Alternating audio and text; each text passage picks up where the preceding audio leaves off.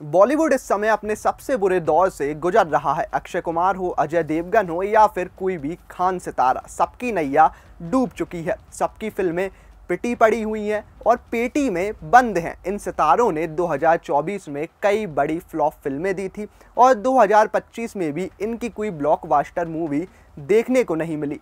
हाँ, सितारों के विवाद जरूर आए दिन सुर्खियों में रहते हैं। अब नया बखेड़ा शुरू हो गया है जिसमें शाहरुख खान, उनकी कंपनी और उनके बेटे आर्यन उलझ गए हैं। दरअसल भारतीय सिनेमा भी अपनी हदें भूलकर जनता को, खासकर जेनजीस को अश्लीलता, अभद्रता और हिंसा परोस रहा है। बाद में दलीलें दी जाती हैं कि ये सब कुछ कूल लगता है। दरअसल बीते दिनों एक सीरीज आती है जिसका नाम है बैट्स ऑफ बॉलीवुड। अब इस सीरीज पर बात ना ही करें तो ठीक है। हाँ, खास बात बस इतनी ही है कि इस सीरीज से खान स्टार्स की एंट्री हुई है तो बढ़ चढ़कर तारीफों के पुल बांधे जा रहे हैं। लेकिन इस सीरीज ने समीर वानखेड़े को जरूर आहत कर दिया है। समीर वानखेड़े याद है ना आपको, जिसने आर्यन खान को जेल की हवा खिला दी थी। अब पता नहीं कौन सी बात है जो पीछा नहीं छोड़ रही। आर्यन खान और समीर वानखेड़े का कुछ पुराना ही लगता है, जिसके चलते उन्होंने मानहानि का दावा भी ठोक दिया है। अब क्या है ये पूरा मामला, आइए समझते हैं इसे। दरअसल ये मामला है शाहरुख खान, उनके production house red chillies entertainment, Netflix और पूर्व एनसीबी अधिकारी समीर वानखेड़े के बीच की कानूनी जंग का। दरअसल 8 अक्टूबर बुधवार को दिल्ली हाई कोर्ट ने समीर वानखेड़े की ओर से दायर मानहानि याचिका पर बड़ी कार्रवाई करते हुए red chillies entertainment, Netflix, x यानी ट्विटर, गूगल, मेटा और अन्य प्लेटफॉर्म्स को समन जारी किया है। वानखेड़े ने दावा किया है कि शाहरुख खान के बेटे आर्यन खान द्वारा निर्देशित web series the bats of Bollywood में उन्हें गलत और अपमानजनक तरीके से दिखाया गया है, जिससे उनकी और एनसीबी की छवि को नुकसान पहुंचता है। वानखेड़े ने कोर्ट में कहा कि ये सीरीज जानबूझकर बनाई गई है जिससे उनकी प्रतिष्ठा धूमिल की जा सके। उन्होंने 2 करोड़ रुपए का हर्जाना मांगा है, लेकिन खास बात यह है कि उन्होंने कहा है कि अगर ये राशि उन्हें मिलती है तो वे इसे टाटा मेमोरियल कैंसर हॉस्पिटल को दान करेंगे। वानखेड़े का कहना है कि ये सीरीज सिर्फ उनकी नहीं बल्कि नशीली दवाओं के खिलाफ लड़ने वाली एजेंसियों की छवि को नुकसान पहुंचाती है।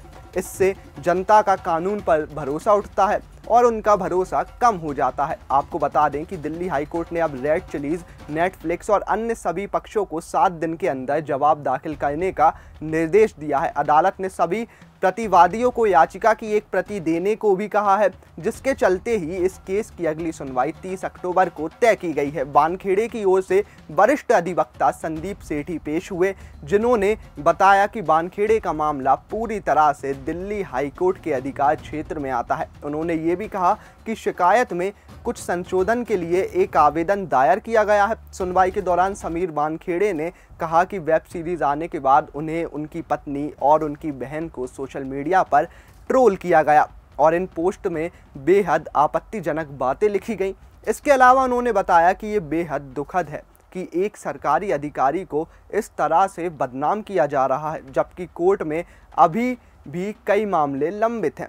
अब इस पूरे मामले पर कोर्ट का कहना है कि पहली नज़र में आपका पक्ष जायज़ लगता है, लेकिन हमें प्रक्रिया का पालन करना होगा। फिलहाल कोर्ट ने कोई अंतरिम आदेश नहीं दिया है, लेकिन वानखेड़े की उस मांग पर जवाब मांगा है जिसमें उन्होंने कुछ वेबसाइट से आपत्तिजनक सामग्री हटाने की बात कही है। चलिए अब जरा समझ लेते हैं कि आखिर ये सीरीज है क्या।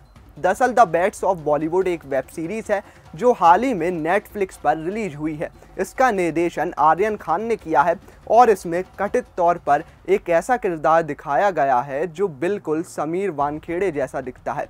सीरीज में दिखाया गया ये किरदार एक एनसीबी अधिकारी के रूप में पेश होता है जो कथित रूप से एक बॉलीवुड स्टार को ड्रग्स मामले में फंसाने की कोशिश करता है। बस यहीं से विवाद शुरू हो गया। वानखेड़े के समर्थकों का कहना है कि ये किरदार उन्हें कॉपी करके बनाया गया है, जिससे आर्यन खान के ड्रग्स केस से जुड़ी पुरानी बातें फिर से सार्वजनिक की जा सके और वानखेड़े की छवि खराब की जा सके। साथ ही आपको याद दिला दें कि साल 2021 में शाहरुख खान के बेटे आर्यन खान को एनसीबी ने मुंबई क्रूज ड्रग केस में गिरफ्तार किया था।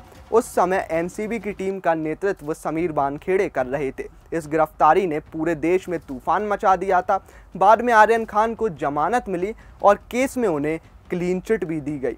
लेकिन इस बीच वानखेड़े पर कई सवाल उठे, भ्रष्टाचार के आरोप भी लगे और सियासी दबाव भी बना।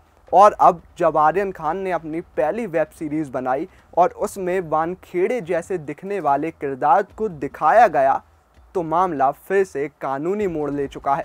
लेकिन अब सवाल यही है कि आगे क्या होगा। अगर कोर्ट ये मानता है कि सीरीज़ ने समीर वानखेड़े की छवि को नुकसान पहुंचाया है तो ना सिर्फ रेड चिलीज और नेटफ्लिक्स को जुर्माना भरना पड़ सकता है, बल्कि सीरीज के प्रसारण पर भी रोक लग सकती है। दूसरी ओर अगर प्रतिवादी पक्ष ये साबित कर दे कि सीरीज काल्पनिक है और किसी असली व्यक्ति पर आधारित नहीं है तो वानखेड़े की याचिका कमजोर पड़ सकती है।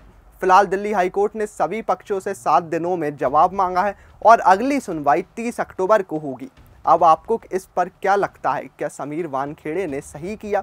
अगर सही किया तो हमें कमेंट सेक्शन में ज़रूर बताइए। वीडियो अच्छा लगा हो तो लाइक कीजिए, शेयर कीजिए और कमेंट बॉक्स में हमें ज़रूर बताइए।